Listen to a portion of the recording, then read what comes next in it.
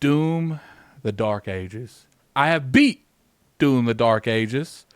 Played it on the Xbox Series X. Took me about 30 to 40 hours to like really hammer down on this game. Want to go ahead and give a shout out to Bethesda and Xbox for providing me the code to give you guys, my community, just my impressions on the game, how I felt about the game. Let's get on with it. What's going on, you guys? Gaming Addict here, coming at you with another video. Today we're going to talk about Doom, the Dark Ages. I have played this game from beginning to end. I've done a tremendous amount of work on this game. This is one of the games that I really couldn't put my hands off of. Really enjoyed it. We're going to be talking about the story, the gameplay, the sound effects, pretty much everything, and just random facts. You guys know how I do these things. Doom, the Dark Ages.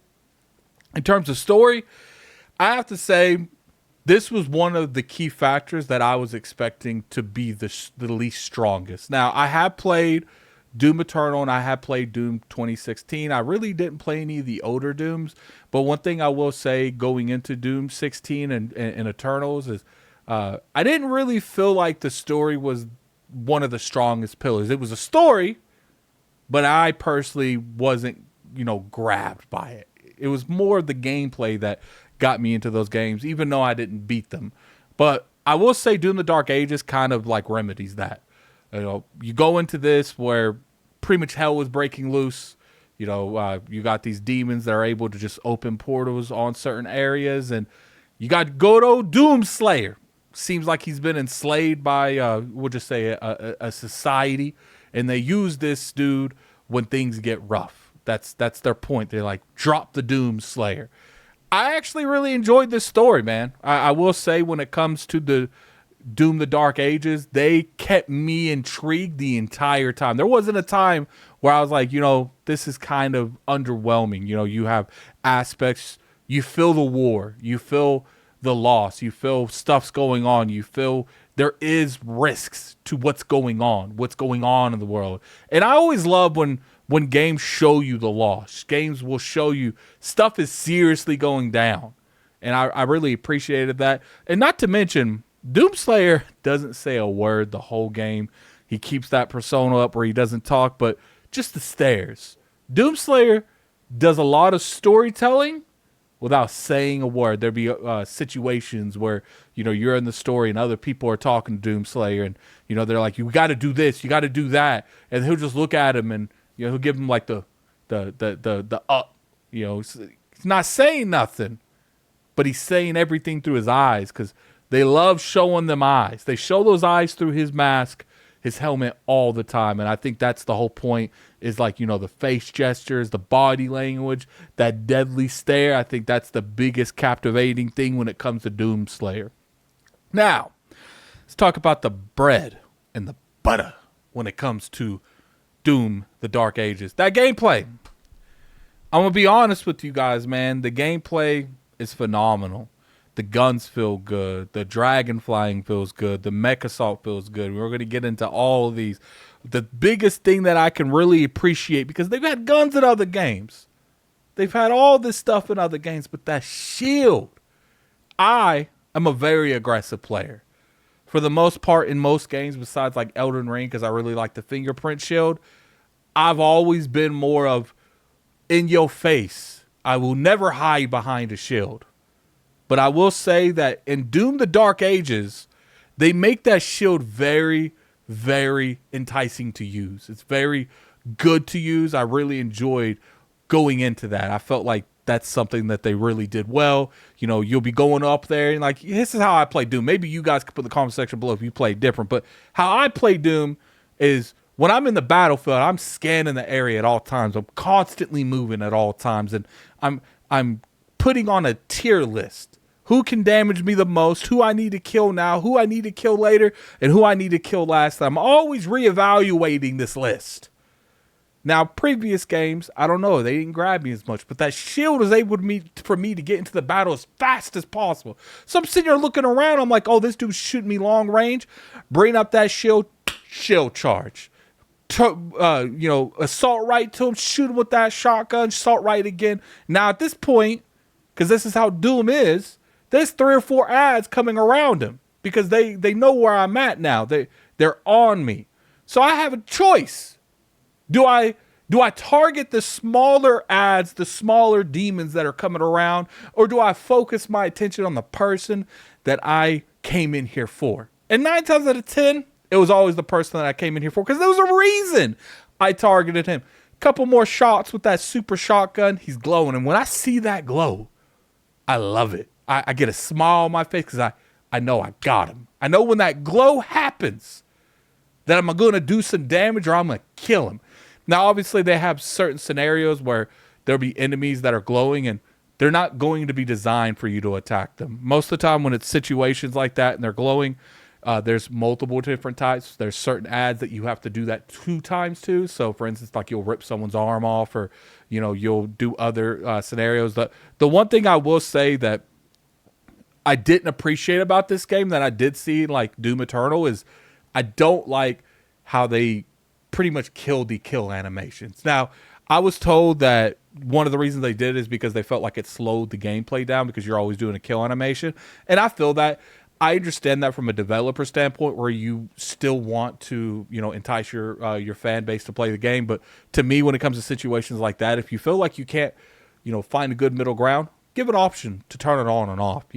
When I'm sitting here and I see them glowing, I remember games like Rise, Son of Rome or Doom Eternal, and I know I'm about to get this epic kill, and you don't get it. You just like punch them or hit them with your melee weapon. Look, is it a big deal in the long scheme of things? I would actually say yes. I would say this is a big mistake that they didn't do because to me, those kill animations, me personally, maybe you guys can put in the comment section below how you feel, but to me, those kill animations is what made Doom to me. It made it gory, made it brutal. Like, you want to like rip people's arms off and stick it in their eye. Like stuff like that really captivated me when I played Doom Eternal. And it wasn't in this one to the degree that I would want it. Now, is it in here? Yes. There are certain bosses that you can fight and you'll have those kind of kill animations. And I did notice that if you jump and you do the kill, the takedown, you will use it at that point. But it's mainly if you're sitting down because that's what you're supposed to be. You're supposed to be a tank. And part of me was a little disappointed when they didn't give me those kill animations. Now, one thing I will bring up is the guns. The guns is pretty good in this game. They introduced more stuff like the pulverizer. You have, returning stuff like the rocket launcher, grenade launcher. All these weapons always felt vital to me. But I'm going to be honest with you and, play the game how you want.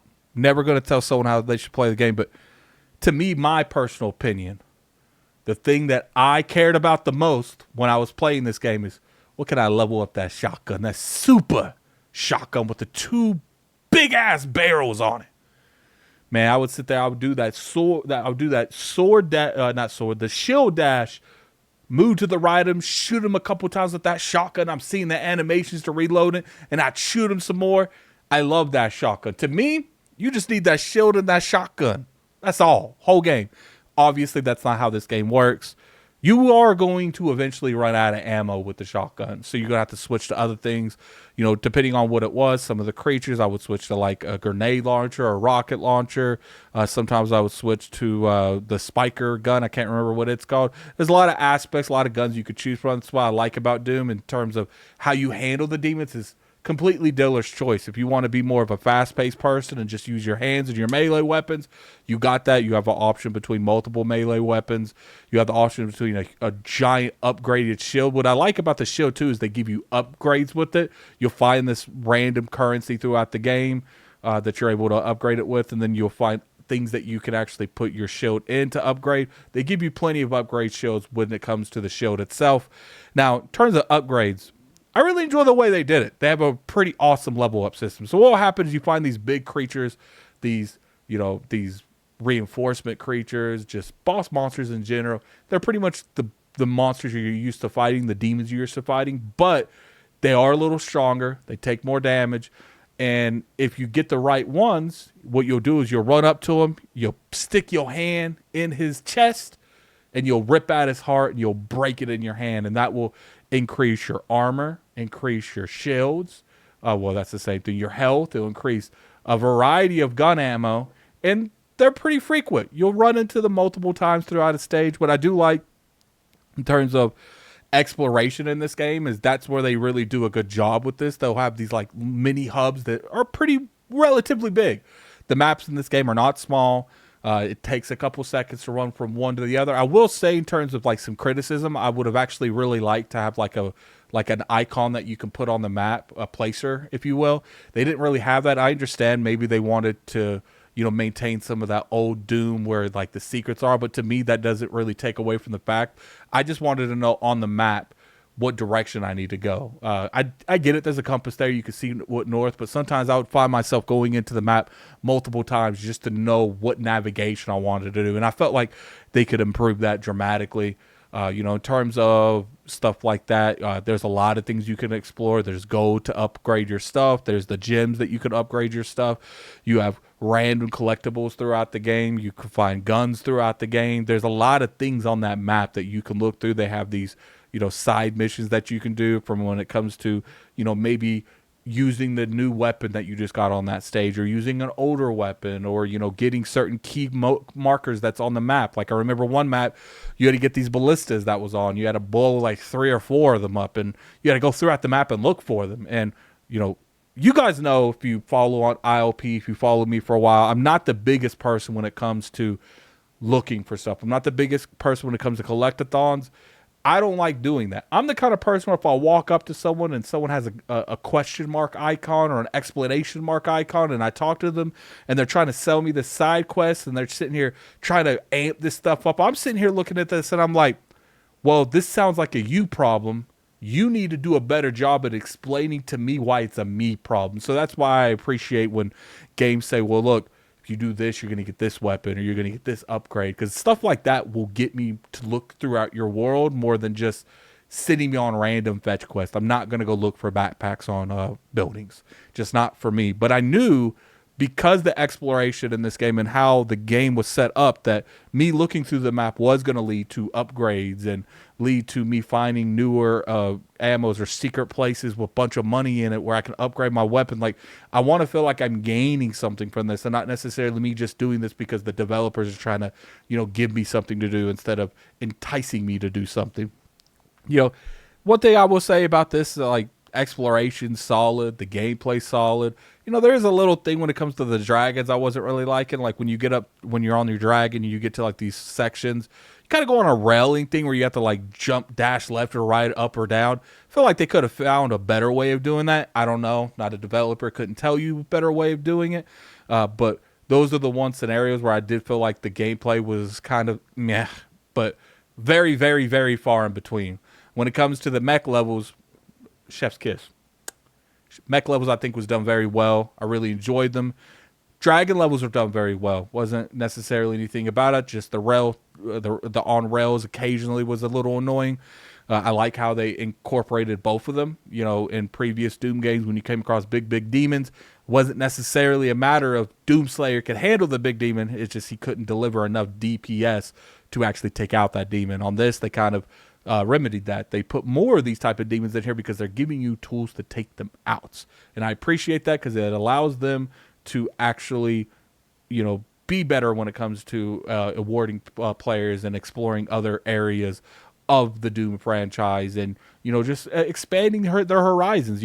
I gotta give a shout out to Bethesda for allowing it to sit here and do stuff like that. Because if you think about it, like a dragon in a giant mech is not Doom.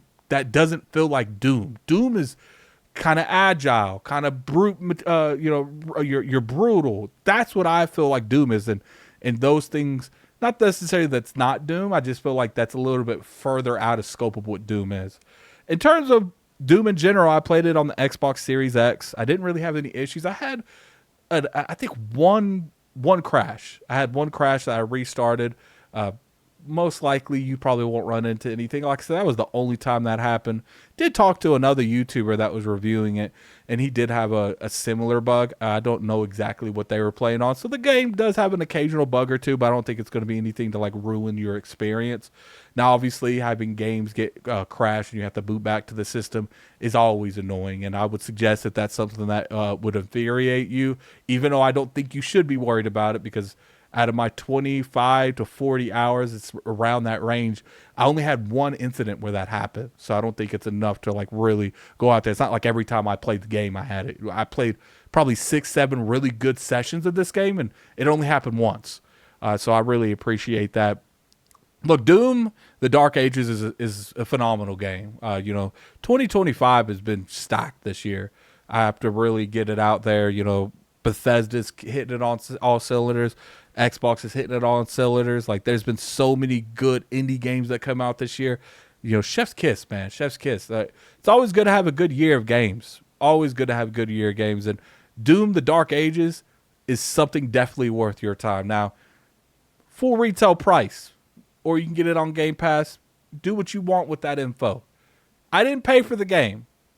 I got this as a review code, like normal. But I will say that if I could go back and let's say I wanted to play this on like Steam or PlayStation, I would pay for it. I would. Obviously, I don't need that, but you do what you want with that info. I feel like Doom is worth your money, damn it. But anyway, once again, thank you, Xbox and Bethesda, for providing me with that code. Really appreciated it. Love to give you guys my opinion on stuff. I will say that I enjoyed the whole experience of Doom The Dark Ages. It definitely is worth your money. It's in Game Pass. It's on all platforms. If you guys enjoyed this video, definitely hit that like button. It's always appreciated. You can always sub to the channel. We make weekly content on here. I know content's been a little sparse the past couple weeks. It's because I've been having reviews popping up. I've been editing stuff. It's been a lot of stuff that's going on, but appreciate you guys for your patience. And until next time, this is Gaming Addict. I'm out of here. Peace. That was the review of Doom The Dark Ages on the Xbox Series X. Later.